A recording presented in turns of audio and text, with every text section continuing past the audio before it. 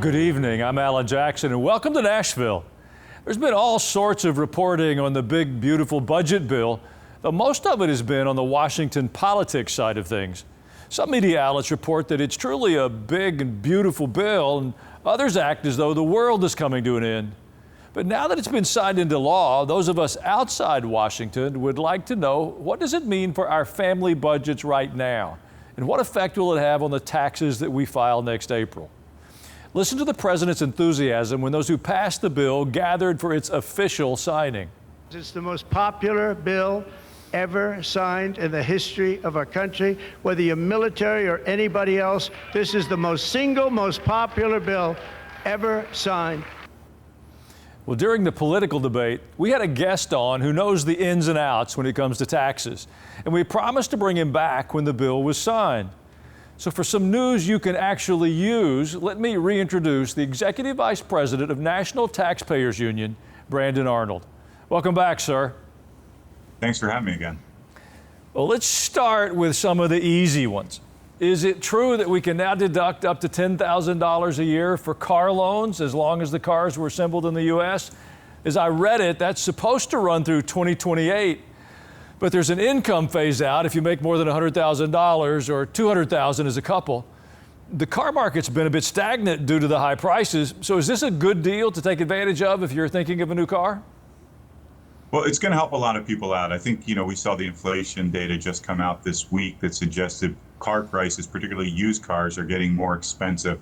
So people need some relief there. And this provision is actually retroactive to the beginning of this year. So that's going to help people right away. There's going to be some time in which the Treasury Department is going to have to write the rules of this because there's a lot of lines that need to be filled in, some colors that need to be filled in. But yeah, this can benefit people right away and help deal with the higher cost of automobiles, the higher cost of living that we're seeing across the board, and provide some relief to middle-class Americans. As you note, there is means testing, which means there are income phase-outs as people make more money. They're not eligible for this, and some of the other provisions in the legislation as well. Well, here's another one that seemed easier for me to understand. I expect for those who will benefit from it. The no tax on tips or overtime income. The only catch that I could see is the cap on the deduction is $25,000. The tip part is easy to understand, but who qualifies for the overtime part of this? Yeah, if you receive overtime pay, by and large, you should be eligible to receive this deduction, which can be pretty beneficial. You're talking about $12,000 in tax-free overtime earnings. That's a good chunk of change, especially for blue-collar Americans. There are some income limitations, so wealthier people will not be able to take advantage of no tax on tips, no tax on overtime. But besides that, there are some caps on how much you can take. But a lot of Americans, millions and millions of Americans, are going to benefit from these policies and see their tax burden significantly lower as a result of these policies. Well, a big change is in the standard deduction. It nearly doubled to $15,750 for people who file as single and $31,500 for joint filers. Can you explain who uses the standard deduction and what the other options are? Yeah, most Americans use the standard deduction. So 91% of people take the standard deduction rather than going through that lengthy process of itemizing their taxes. And that's, of course, thanks to the 2017 law, the Trump tax cuts that passed about 8 years ago. Now, what this does in the One Big Beautiful Bill Act is make that larger standard deduction slightly bigger and makes that policy permanent, because that was scheduled to revert back to its pre-2017 levels, which would have been an enormous tax increase and also would have substantially increased complexity, because if you have to itemize your taxes take more time and are more cumbersome to complete. So this is a win for simplicity, it's a win for lower taxes, and it's a win for millions of Americans who will see benefit from this policy here. So one of the most important provisions in the entire bill, in my opinion. Well, two more important changes on the deduction side. The child tax credit was increased to $2,200, and there's now a senior deduction of up to $6,000 for anyone over 65 years of age, though it also phases out over a certain income level. Plenty of seniors are working well past 65, but this will certainly be a big help to those whose income has come down in retirement or those who are only on Social Security. Am I right in the way I read that? Yeah, that's absolutely right. There are income limitations on this provision as well, but millions of seniors are going to see a benefit from it in the form of lower taxes at a time when so many people are struggling to make ends meet. We're seeing housing costs increase, energy prices fluctuate, groceries have been up. This is going to help average seniors deal with those higher costs quite considerably. And you mentioned the child tax credit, another provision I like quite a bit, increasing that to $2,200. And this is also very important, indexing it for inflation. So if we do ever experience a scenario like we did during the pandemic and the time immediately after the pandemic, where inflation is through the roof, we won't see the value of that child tax credit begin to erode significantly. So another huge win for working class Americans. Well, Brandon, I've got one more question before we take a quick break. With all the changes in this bill, would you recommend a tax professional for those that are preparing their returns, or can they still just use an easy form? Well, I think it does make taxes easier. The fact that you have the standard deduction increase, that means more people can take the standard deduction. But yeah, if you have a complicated tax situation, it is always better to trust a professional or use sophisticated software rather than to do it on your own. The price you pay for having to deal with the IRS if you do make a mistake is usually much, much larger than what it costs to hire somebody who knows what they're doing when they complete your tax form. Well, Brandon, stay for another segment, if you will. It's a big issue, and we've got a lot more questions to sort out. In the meantime, I'd suggest using your smartphone to check in on ajnow.com. You can even call up Brandon's last appearance and much more. I'll be right back.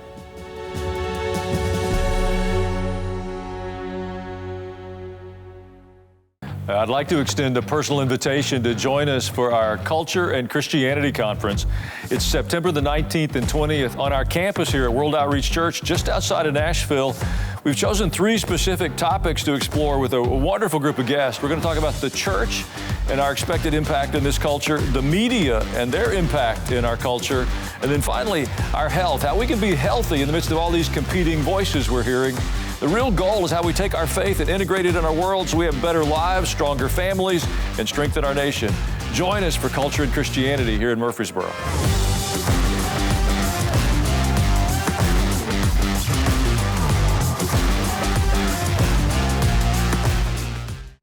Hey, I want to give you a personal invitation to join my podcast, Culture and Christianity. For a person to think that the Bible is not political, you don't know the Bible. We're trying to understand how to take our faith outside the walls of the church and live it out in the marketplace. He will show you what to do, whether it's in our communities, in our country, or other places in the world. So I brought in some friends, some people that are trying to do this. How could anyone call themselves Christian and be pro-choice? Is beyond my comprehension. But I think he wanted them open and in need of him every day. We have been living through a season of unprecedented deception, propaganda, manipulation. Everybody says, oh, Israel is attacking schools in the Gaza Strip. I want to be a part of seeing culture and Christianity intersect. Hope you enjoy the podcast.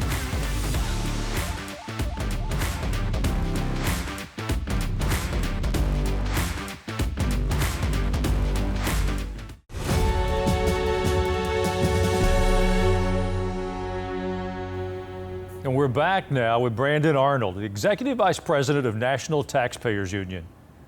Some of the tariff deals still have to be worked out, particularly the plan with China.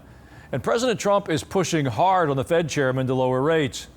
But before we go over more of the tax changes, listen to how the Treasury Secretary describes the overall plan to fire up the economy.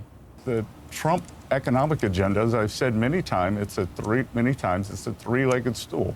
It's trade, it's tax, and it's deregulation. So, I also believe that the substantial amount of deregulation that we're doing is going to accelerate economic growth.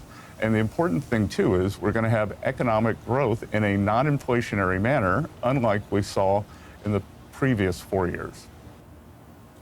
Well, if it is a three-legged stool, how important are the changes in the tax plans in terms of overall potential growth? Well, I think the biggest factor in this plan when it comes to growth is this provision that incentivizes things like research, development. It incentivizes manufacturing build-outs, people building out factories, structures. This is all complicated tax provisions, but this is what happened in 2017. Unfortunately, some of these provisions started to phase out, which I think really hurt our economy. But right now, as it stands, China is subsidizing its research and development. If you are conducting research and development in China, developing new pharmaceutical products, or you are developing nanotechnologies or artificial intelligence, bleeding edge technologies in China, they're effectively subsidizing that work. In the United States, right now, we are penalizing those functions right now. So that puts us at a huge competitive disadvantage with China, as well as a lot of our other global competitors. We need to fix that. This bill does that. It encourages American companies to invest in research, development, buy machinery, buy factories, buy structures, farm equipment, you name it. I think that is an enormous improvement over the status quo. It's going to help our global competitiveness. It's going to create jobs. It's going to help to lower prices rather than increase prices, because as we can produce things more efficiently on U.S. soil, guess what? Prices will begin to fall. So that's one of the most important provisions, and I think that is the key of the three-legged stool that the Treasury Secretary is talking about when it comes to tax policy. Well, this new bill also phases out the so-called clean energy tax credits, which means that products advertised as clean energy will have to be bought at their real value, not at a government-subsidized price. Do you think it's time that the solar panels stand on their own rather than by promoting them with the money we already pay in taxes? Absolutely. I mean, listen, I have nothing against green energy, clean energy, however you want to describe it, but I don't think taxpayers should be underwriting it. If people want to put solar panels on their roof, if people want to build big solar farms out in Arizona or wherever, God bless them. That is their ability. That is their right to do so. Taxpayers shouldn't be footing the bill for that. We should have a neutral policy when it comes to what type of energy people are creating. And we should provide, fair, reasonable tax policy, low taxes across the board, whether those are fossil fuel-based energies or whether those are green energies. But right now, unfortunately, while the bill does a good job of eliminating some of those provisions, there were some last-minute shenanigans on Capitol Hill. There's a loophole that's going to really delay the phase-out of solar and wind tax credits. I think that was a huge mistake that they made at the last minute in order to gather the votes that they need to get the bill through the Senate. But at the end of the day, we are going to eventually remove these from the tax code. We are going to move to more neutrality and a fair treatment of all energy sources. It's just going to take a little bit longer than I would like to see, because the longer these policies stand out there, the more they're costing taxpayers at a time when we don't have a lot of resources to spare, unfortunately. Well, one of the biggest parts of this new law would seem to be the permanent extensions of the 2017 tax cuts and the Jobs Act, which brought down both corporate and individual rates. How big a deal is it that this tax rate got extended? That's absolutely enormous. The corporate tax rate was locked in, that was made permanent, but unfortunately the individual rates, the rates that families, that hardworking Americans are paying, those were temporary. So those rates were going to revert back to their pre-2017 levels at the end of this year. On top of that, the small business deduction. This is a provision that was inserted in order to equalize taxes between small businesses and large businesses. That was scheduled to disappear as well. Not only were they able to make that permanent, but they were able to increase that small business deduction by a few percentage points, which is a big deal given the fact that a lot of small businesses have had to deal with higher costs across the board. Retailers have seen the products that they purchase and put on their shelves go up in price, which has forced them to put higher price tags on those items. Our manufacturers have had higher costs of raw materials, of things that they use to manufacture things. So unfortunately, that's been the legacy of the last administration. Hopefully we're turning the tide, and I think locking in these lower tax rates is a big piece of the puzzle for our small businesses community, as well as, of course, for working families that are really struggling in this economy and are just starting to claw their way out of a pretty deep ditch that was dug for them. Well, I read that if the bill had not passed, it could have meant as much as a $4 trillion tax increase. Is that an accurate report? Yeah, it could have been more than $4 trillion. That would have walloped our business community. It would have walloped American families. It probably would have pushed us into a recession as well. That was scheduled to take place on January 1st. It would have been one of the worst possible ways you could think of to ring in the new year in 2026. People would have been paying higher taxes, thousands of dollars each family would have likely been paying thousands of dollars in higher taxes. Absolutely backbreaking at any time, but particularly again at a time when people continue to struggle and we're still recovering from a really down post-pandemic recovery in which prices remain elevated, in which the job market is rebounding, but not at the rate that we would like. So there's a lot more work to be done on the economic front, but averting that tax increase at the end of the year was probably about as important as a fiscal policy as you could possibly have. That will be really ring in some major dividends for American businesses and families going forward. Well, I'd like to end on one of the happiest notes that I could find in this new bill. President Trump is a family man and a very proud grandfather as well. So he worked into the bill a new tax advantage account for children born between 2025 and 2028. Parents will receive a $1,000 government contribution each year. It goes into a special account. Brandon, how can families access that? Yeah, those regulations are still going to be promulgated here, but that's supposed to apply to any American that's born on U.S. soil here. You get this additional Trump baby dividend here. And listen, our savings rate in this country is abysmally low. People don't have enough money to save if they have an unfortunate circumstance like their air conditioning broke or they had car trouble. We need to increase our savings rate. This is certainly going to help in that regard by providing every baby a starter account of sorts, a starter 401k of sorts with $1,000 in it. That money will grow, accumulate over time. Hopefully people will be in a position where they have that additional resources to begin to throw into those accounts as well and really create that nest egg that we all need heading into retirement or preparing for unforeseen circumstances. So let's increase our savings rates. Absolutely necessary for our economy and for our economic security going forward. Well, Brandon Arnold, big thanks for your time again today. Please come back again when there's more to discuss. My pleasure. Thanks for having me. In a moment, more signs of hope. And later, your emails. You might even hear your own name called out. I'll be right back.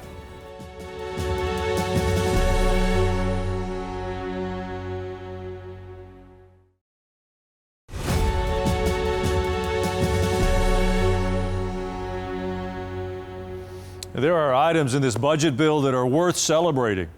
The bill includes language that not only removes taxpayer funding from the abortion giant Planned Parenthood, but it also cuts funding for organizations that participate in gender mutilation procedures for minors. There's no excuse for forcing taxpayers to prop up an evil industry that would prioritize abortions or gender mutilation. And here's another recent significant step forward. The IRS issued a ruling that churches would no longer be forbidden to talk about candidates, political candidates. It's a decision that's long overdue. It's a carve-out from the Johnson Amendment passed back in the 60s by President Lyndon Johnson. Let me put it into context because I think it's a far more significant ruling than just talking about political candidates. One of the significant prohibitions against free speech has been taken down with this IRS development. Because what we've recognized is that under the general notion that you can't talk about candidates, there was a great deal of pressure to not talk about our culture. So if we said that marriage was between a man and a woman, there were people that would undoubtedly say, you're being political. Well, I wasn't trying to be political at all. It's a biblical value. When we talked about the sanctity of human life and why we're pro-life, it's not a political discussion, it's a biblical worldview issue. But because of the threat and the bullying from the IRS that's been in place for more than 60 years to the Johnson Amendment, churches have been deafening in their silence, and with it, negative outcomes have come to the entire nation. I believe the silence of the church resulted in a great deal of the immorality, the lawlessness, and the things that we see as pervasive problems in our culture. So the focus now, it shifts towards us as Christ followers. We have the courage to stand for our convictions and speak the truth into our culture from a biblical worldview. If we'll do that, I promise you there's more reasons for hope than despair. We'll be right back with your emails.